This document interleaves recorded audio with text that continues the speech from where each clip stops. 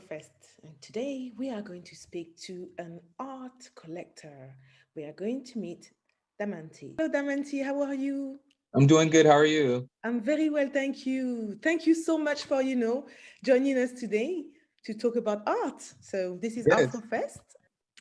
It's a podcast where we discuss about art. We try to kind of educate people about art and how to read art, how to start a collection as well, how to, hmm and especially our people to understand the value of art. So I'm really happy that you are here with us.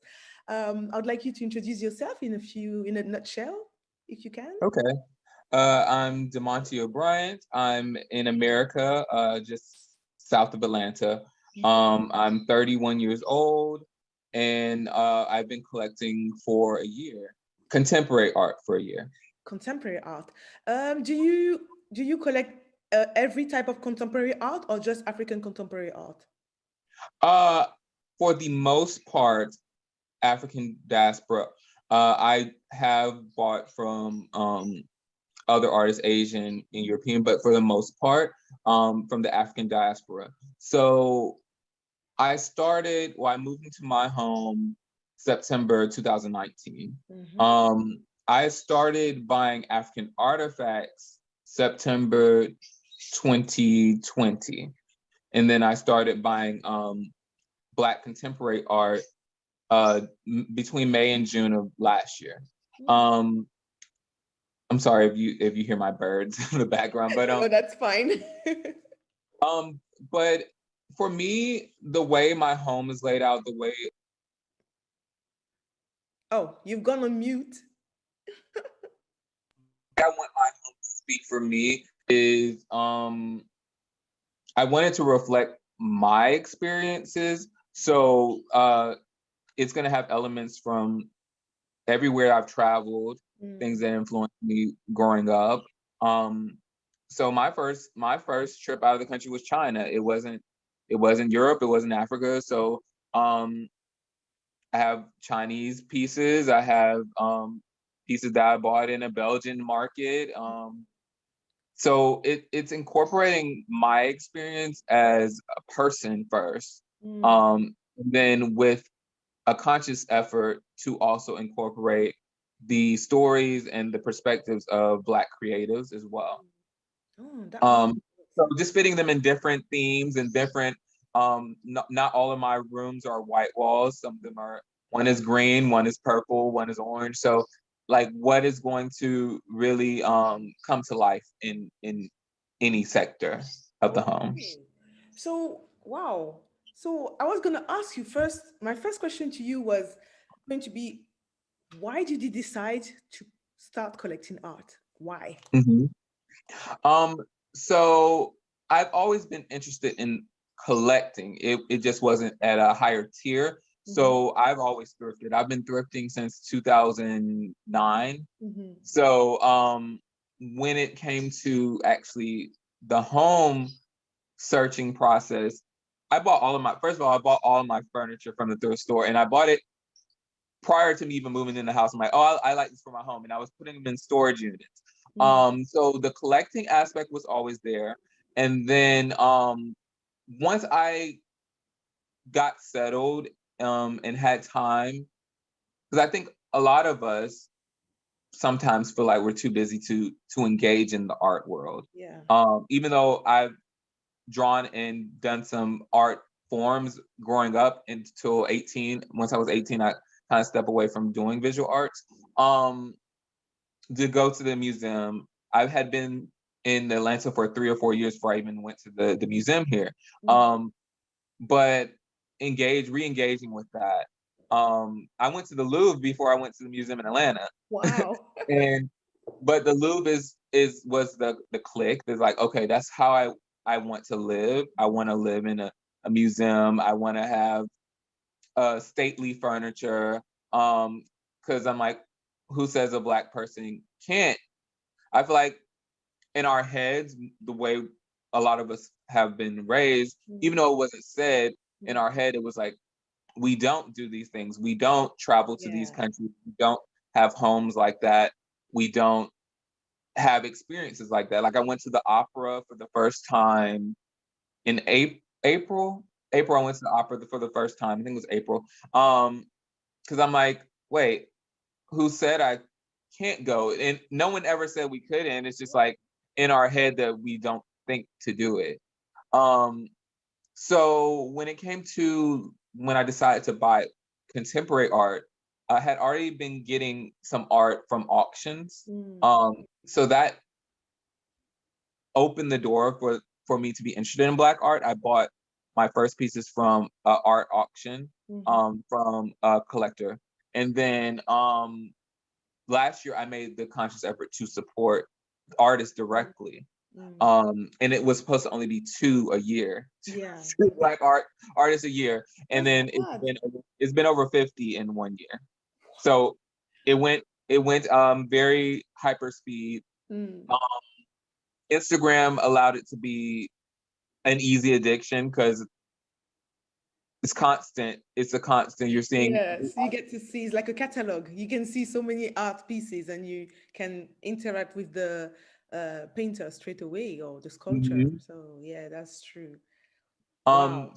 so it's been fun. It's been Afro Latin artists, so from the African diaspora in Brazil and Mm. Buenos Aires, and African artists from Africa. There's a few that's British, Mm-hmm. African British artists, and then some African American artists, and a few from Atlanta, where I'm from, and a few from South Carolina, where I was born and raised. Mm-hmm. So it's been fun to make all of this fun for me that I want to live in, that I want to continually visit. Mm-hmm. So that's how I got into it. I fell into it. I made a commitment, but I wasn't planning to fall this far into it. Well, you did. You're in it now. I was gonna Mhm. ask you, what was the first piece you bought and why did you buy that piece? Okay, so the first piece I bought directly from an artist Mm. was Ruth Hardy. She was 18 out of Texas. Okay. And so I saw a piece that was no longer available, and she was like, "Well, you can do a commission." So I actually commissioned a work from her of me. But in the meantime, I was telling all my friends about. I'm like, actually, I'm gonna buy some of her own, points of view as well. So I ended up getting three pieces from Ruth. And then another one of the very first pieces I found actually walking through the airport in I want to say Fort Lauderdale, because sometimes the airports will have like student art or art Yeah. up on display, and I'm like, oh, I want to buy this piece. So it wasn't necessarily a reason, more so than I wanted to support. That was the primary Wow. reason for buying. I was just fortunate that Ruth was very talented and at 18. So she's now 19 and in college, so she can paint extremely well for her age. So by the time she graduates, she might be amazing. She will be amazing. So I think I made a good choice early on. Also, I was staying within a certain budget, Mm-hmm. and still am. My budget is fairly modest compared to most collectors. Mm. But the last year, I made it a point not to go over $1,000 for anything. Okay. Um, this year it exceeded, but still it's fairly modest compared to most people. But I was going to ask you because people think when you say, oh, you got to start an art collection, oh, you have to be very expensive. So I'd like you to break that myth for our people, explain to them that, it's not, it's not as hard as they Hmm. think. So if you could just go through that, like, must you buy a piece as 1,000 to start with straight away? Or is it possible to get something that is good, but that's not necessarily so pricey? And how do you spot it? So the funny thing is, so in addition to thrifting, I like the auctions. So there's no problem to mix and match. You Okay. can go to eBay and find an original piece. You might not know the name of the artist, or the artist might not be someone noteworthy, but the piece resonates with you. You Mm-hmm. can find a piece for 200 or less, sometimes on eBay. Um, I bought a watercolor from eBay for $25 and framed it up nicely, and it looks like, a piece that should be worth more than $25. So sometimes it's that reality even when you're deep in it. Like, let me step back and go back to like finding some affordable ones. Let's give my wallet a break. When it comes to, I rarely exceed $1,000, even though I have done it for like works I really really liked. Um, the most expensive work I got came from a gallery, actually an artist residency nonprofit here, and they were able to split the payments over 6 months. Mm-hmm. So you might see something that's $5,000 or even $6,000, but if they split it over 6 months, and if it's something that you really like, you really really like, because I wasn't expecting it. I didn't even come to see that particular artist, but when I saw it, I'm like, this is available to me. Like, it seems like we should, like, again, in my head is like, I'm able to own something like this. It doesn't seem like I should be able to, because the person is this talented. Um, but I, for the most part, I tend to stay under $1,000, which has allowed me to purchase as many art pieces, and from I spread it amongst 50 plus artists. Mm. Because I tend to stay in the emerging area. Merging, yeah. Commissions are also sometimes how you can, if you see a piece, it might be 4 feet and $4,000. Mm. You might be like, I don't need a piece that large, but I do really like this person's work. So can I commission something, maybe a 12 inch Mm. uh piece, only a foot. I'm sorry, we're in the American metric system. That's but fine. That's fine. But can I get a smaller piece with your style? Because I really love your work. Mm. But one, either I don't have the wall space for something that large, or my budget isn't there yet to afford something that large. Mm. Sometimes you can buy a study of the work. So it might be the painting, but in the process of getting to the actual painting, they had a phases. So the drawing, the study, and then another study. So you might want to inquire about a study, Mm. or a drawing versus a painting from the artist, and that helps, you get a piece in a budget. Mm. And do you always get a certificate of authentication? Because I hear that it's very important when you buy a piece, an art piece. hmm Do you have to I do that systematically? I don't get it all the time, Mm-hmm. especially with students or people that haven't gone through the classically trained route. They're like self-taught. I don't always have certificates of authenticity. I will Mm. say that. I even started my Instagram more so to document, Mm. validate. If I ever pass, like, my family would know exactly what piece came from who. Mm. The artist, it's a it's a paper trail. The Yeah. artist is tagged in it.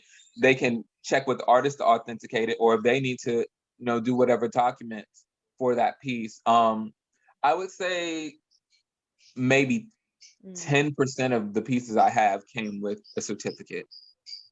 And is it something that is important as a collector or it's not? I'm so new that I can't tell you exactly, You can't tell but me that yet?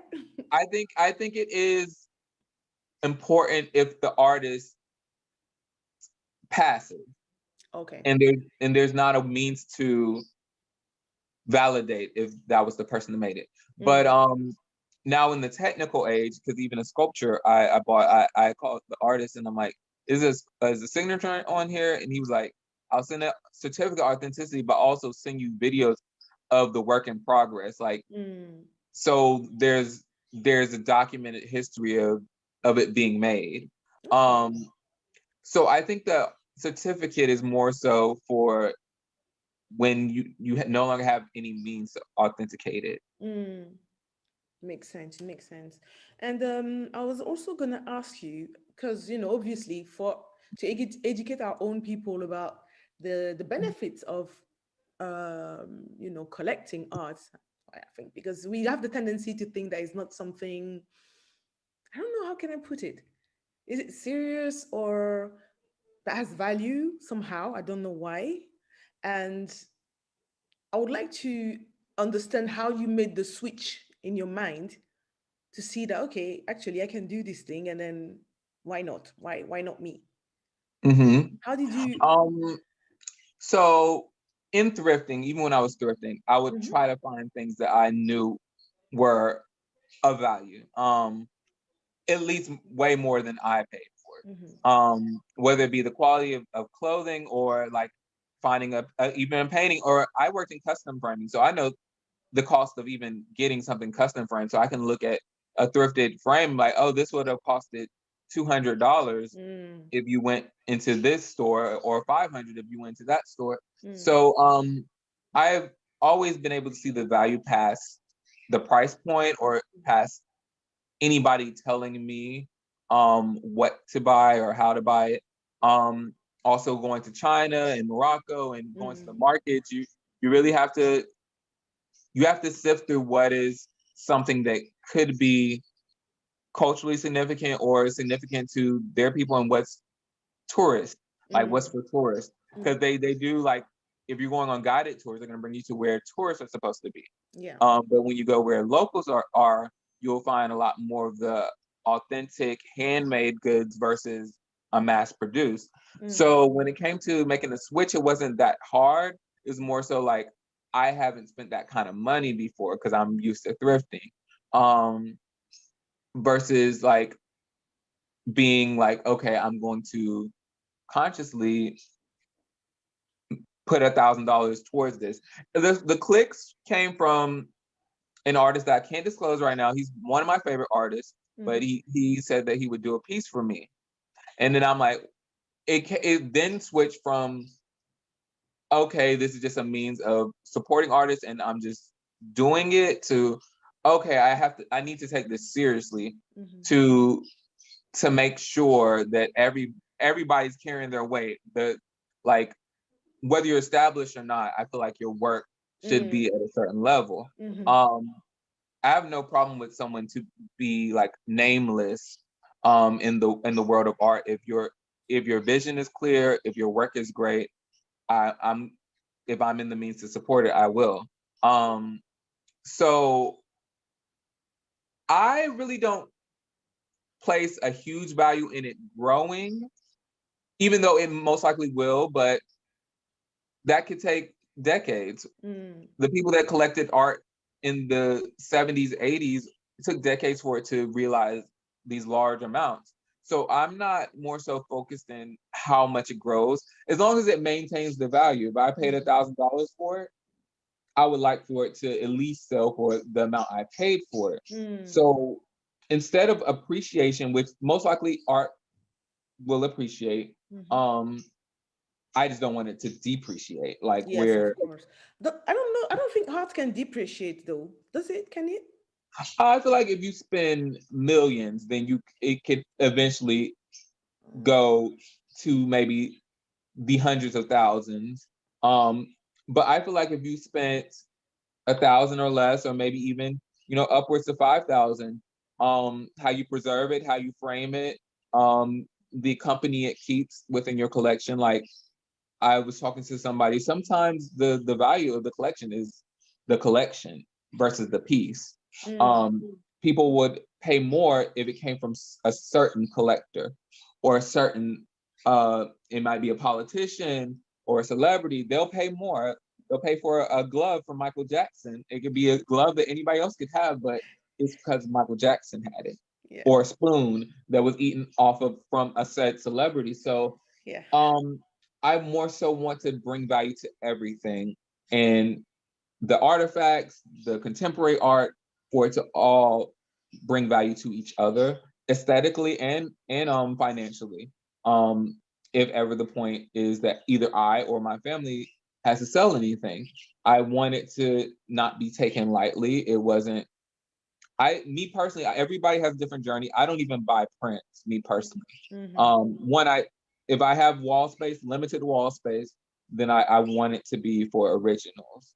Um, However long that may take to completely do it. Yeah. Um, because prints, like, once you get attached to something being on your wall, it's very hard to take something down. So I'd rather Yeah. it not be to begin with. Yeah. That's Um, true. so I know there's a value in certain prints too. I don't completely know that game, limited edition, APs, all of those Mm. things. But I would like to think that most of the artists that I buy from are doing it solely out of the passion first, Mm, and then like the business second. mm, And that's for the most part when I buy, that's what's steering me in that direction. For some people, if I can see that the money wasn't the first thought in their head, which is why I mm. avoid commissions, mostly because I know sometimes commission is not going to have that person's heart in it, because it was Yeah. simply a financial transaction. Mm, Like, I like your work, I commission you to do something, versus you came up with a concept or a series and you put your all into the series, and then the price is whatever the price is. So um I hope I answered it. I know I talked a little bit too long. yeah. Oh, okay, but it's just it's really I like that's a lot of insight you've given me now because even for myself I was thinking okay to go about it's all about the art you have to kind of feel what you want what you're going to buy so I was Hmm. going to ask you how do you because obviously when you want to start buying art you might feel overwhelmed you see this you see that you see so many things it says how do you actually is there like a process you should go through like basically to start gently. There's a process you should go through. I didn't go through that process, but Please I will share. say there's a process. You should definitely do a studio visit Mm-hmm. or a virtual meeting with whatever artist that you're interested in.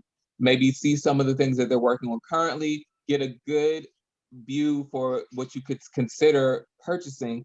A lot of purchases I made were just from either seeing on Instagram or just a still image. I wasn't in person. I didn't go to a gallery or exhibition. Mm-hmm. Um, so it was almost blindly buying, because you don't see everything. Mm. You'll see the image, but you won't see like, oh, this piece of brush hair uh is still stuck on the canvas, Mm. or oh, like I can start seeing the canvas underneath the paint. Not saying that's a common thing that I've had, Yeah. but when you're in person you can assess Yeah. the full entire, like, what they did from start to finish, Mm. versus just a picture that you cannot get the finest of pixelation quality to see what's going on. So I would say the best thing is to engage with the artist. Mm-hmm. Um, See if that's even the person that you want. You might like the work, but is the person Yeah. someone that you want to invest in? Mm-hmm. Like, some people are genuinely grateful, and it's really not about the money. They're genuine and grateful that you heard them, because it's a lot of people, their art might be not as palatable Mm-hmm. from the general Yeah. collecting world. So they're like, do I stay true to my voice, or do I follow what I think is going to sell? So when Yeah. they finally get that sell on their own originality, Mm. they're truly grateful, and it's not about the money. And that's what keeps me even buying multiple works from some people. Like, I try to get, for the most part, two works from each artist. Okay. Yeah, I was gonna ask Just you like how many pieces you're meant to buy. Like, I mean, would you say it's good to buy per artist? Like when you decide to start a collection, because it's obviously price does go into how many pieces I may buy. There's always going to be that top one. Um, and for me, I got caught up in a hustle mindset where I'm like, once I see an artist I like, I need to immediately inquire. I need to immediately find, the best work I can that I like, because someone's gonna snatch it up for me. And there's been yeah, some cases that, my favorite piece has been bought. Even yeah. sometimes right as I'm talking to the artist, they're like, that Ah, literally just bought. yeah. Um, so it's about finding the best one you can for yourself, Mm-hmm. also in your price range. Some, I'm like, the best one I can't afford, so I will go with the second or third best, in Mm. my opinion. Um, but I try to get two. One I really love, at least one I really love, and then one that, you know, for safekeeping, like, okay, if I need to, if I'm in a financial bind, I don't end up without the artist in my collection at all. Okay, that makes sense. That's So actually there's very some pieces smart. that I'm absolutely not gonna part with Mm-hmm. from every artist, and then there's a piece that I'm like, well, if I needed to, and for the right price, it can be discussed. Or you might want to donate one to a museum eventually, Mm, but do you want to donate the piece and not have the artist no longer in your collection mm, because you donated that one piece, or would you want to have potentially two or more pieces? So you're like, well, this one I can donate for a yeah. museum, for a school, and this one I'm keeping in my collection. Mm, that makes So more sense. so thinking also in the long term sense, Mm, because I don't want to part with any particular artist, mm. but there might be a piece from that particular artist that I'm like, under whatever circumstances, maybe. That makes sense. So, like you were saying earlier, one thing that I thought was that really caught my attention. So, like now, it's like an art collector is also part of the art industry, the art ecosystem. Hmm. So, like we say, artists have got a duty when they produce a piece, they have a voice. So, as an art collector, what do you see your duty or your role to be in this art ecosystem? Hmm. I would like to think I don't participate in the construct of the ecosystem that we know, like Sotheby's and all that stuff. Mm, The high art, I would like to think that, but I think my duty, aside from financial support, is if I truly believe in particular artists, to put their names in rooms. Like, even I'm a new collector, but if I meet someone that's been doing it for 5 years, 10 years, mm-hmm, I meet gallery owners, like, put the people that I really, feel like should be in the conversation, like, mention them. Like, mm, don't only be about self-service. Like, yeah. let me gain access. Let me make sure this gallery knows me. I can get these pieces because they're established people, and not help the people Mm, that are not as established, or you feel like, oh, if I mention them, like, they might not take me seriously. mm, I stand fully behind the people I've collected from, and there are probably like five that I'm like constantly name dropping, mm, whether it be sculpture, collage, painting. And then, some people like them, some people don't. Some other collectors go on to acquire works from those people. But I felt like that's how we started. The mm. Black collectors in the 70s and the 80s, they were collecting as a unit. Yeah, that's They true. would spread the word and host get-togethers and bring the artists in. So I think the core of collecting that will support the ecosystem is doing it from a genuine place Mm. first. Just like the artist should create from a genuine place, I think collectors should collect from a genuine place Yeah, that first makes total before sense. before the money. Makes sense. And then you've bought from a gallery before, and you've bought from an artist directly. So Mhm. which one is better for on your side, and then I maybe for the artist prefer as well? I prefer buying from the artist directly. Mm-hmm. I bought from galleries before. I don't mind it. Their galleries are both galleries and artists are able to work out payment arrangements. Um, but I'm just it's the adventurer and explorer in me that wants to discover the people myself. Mm, So I like finding them on Instagram. Um, Even if they have a gallery already, I like doing the work myself mm-hmm. versus someone telling me like this person's on the rise. Look at them. Granted, if they're great and I like them, I don't Mm, mind. I don't mm. mind, share the information. But the fun part for me is also Okay. finding, engaging. Sometimes they have works that aren't on their Instagram. Yeah. You have to really like inquire, like, can I see your older works? Can I see what you might be nervous to show the public, or for whatever reason, because they're like, oh, I didn't think anybody would like this. And I'm like, Mm, I really like this piece. I didn't think anybody would like that. It's too controversial, or mm, um it's too horrific, or whatever the case. Each collector, you'll find someone that actually does want what you are bringing to the table. It mm. might take a little longer for someone that just does a portrait, because a portrait, anybody can feel like a portrait can fit in their home. But if you're doing even abstract, if you're doing abstract, or if you're doing like scenes that may be unsettling to most, only certain people are going to actually want to collect it and bring it into their space. So, Okay. so yeah, I mean, I would say buying from the artist directly. That's good then. Oh, I was just wondering because I know that people like different things. Some people think that galleries is more secure, but then I think the relationship with the artist is also worthwhile to Mm-hmm. develop. So it's like, yeah, I guess it's like you said, it really depends on what you want to do, and it's a journey. Some people like it safe, some people like to be adventurous. So I guess it makes sense. There is different type of art collectors. So, well, me, I just started, so I just that's really good what you've just told me. It's really good Mm-hmm. because it's giving me more lot of insights as to kind of how to go about it. Is really when you collect from what you said, it's really about self and what you like as opposed to what is in trend or what everybody says is hot or not. Mm-hmm. So because from what you said, that's what I understood. So I should really follow my own personal taste. Then another thing that you said is like budget. Basically, obviously, you can buy for any budget. There's nothing too small or nothing too big, depending on what you can afford.